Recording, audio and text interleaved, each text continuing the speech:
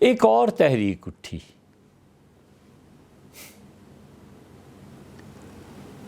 اور وہ تحریک اس پہ تھی کہ کسی طرح خلافت کو زندہ کیا جائے، اور وہ ہستی حضرت مولانا الیاس صاحب دہلوی رحمۃ اللہ علیہ کی تھی۔ حضرت دہلوی رحمۃ اللہ علیہ نے تبلیغ کی نیو رکھی،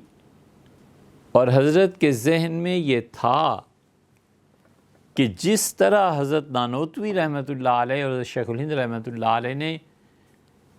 ہندوستان میں دین کی تجدید و احیاء کا کام کرنا چاہا اور دیوبند بنا تھا اس لیے تاکہ وہ بدلہ لیں 1857 کا،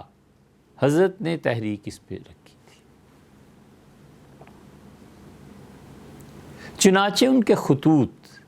میاں جی عیسیٰ صاحب کے نام جو انہوں نے لکھے ہیں، اس میں انہوں نے وضاحت سے فرمایا کہ یہ سب کچھ خلافت کے احیاء کے لیے ہے۔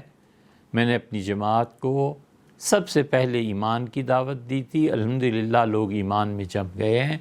پھر میں نماز پہ آیا ہوں اور نماز بھی تبلیغ میں ہو گئی ہے، اور اس کے بعد اب زکوٰۃ کی فکر کرو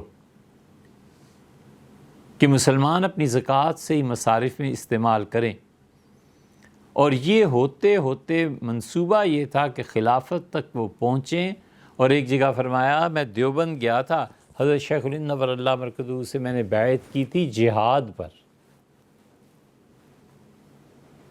میاں جی عیسیٰ صاحب کے نام جو خطوط ہیں نا حضرت کے، وہ ذرا پڑھ لیں۔ حضرت رحمۃ اللہ کا تھا یہی کہ ہم یہ کریں گے، لیکن وہ مسلمانوں کی اس سطح پر اترے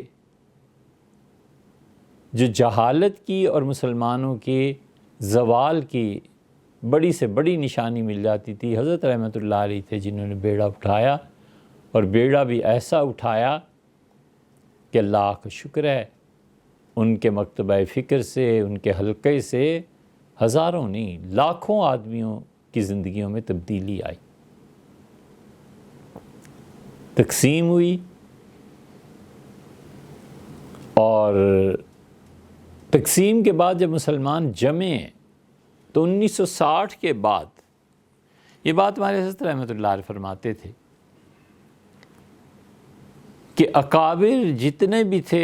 تبلیغ کے یا اور بھی حضرات، انہوں نے بڑی دل سوزی اور بہت گہری سوچ کے ساتھ یہ فیصلہ کیا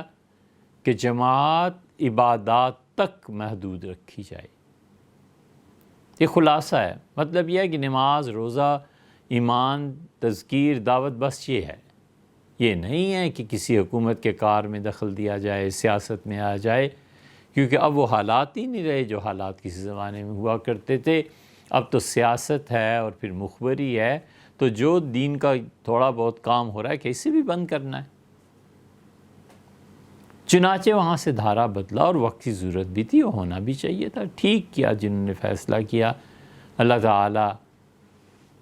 ان کو اپنی رحمت سے نوازے، بر وقت چیزیں تھیں، خلافت کہاں اور چیزیں کی۔